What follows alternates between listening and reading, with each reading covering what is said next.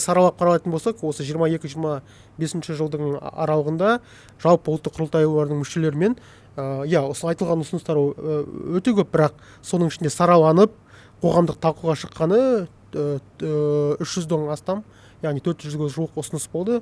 Оның негізінде қарасаңыздар, соңғы жылдардағы заңнамалардың 26-сы осы ұлттық құрылтай мүшелерінің ұсыныстары негізінде қабылданған болатын. Әсіресе бұл қоғамды кезінде алаңдатқан лудоманияға қарсы, одан бөлек жаңағы отбасылық зорлық-зомбылыққа қатысты заңнамалар, одан кейін бала құқығын қорғау мәселелері осы ұлттық құрылтайдың аясында құрылған болады.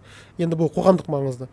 Ал енді саяси тұрғыдан қарасақ, соңғы жылдарда Қазақстандағы маңызды саяси қағидаттар дейміз ғой, осы ұлттық құрылтайдың аясында қалыптасқан болуымыз керек. Яғни әділетті Қазақстан, адал азамат, одан кейін жалпы ұлттық құндылықтар, осының бары осы құрылтайдың платформасының аясында пісіліп, жетіліп, қазір біздің саяси практикамызға енді десуге болады.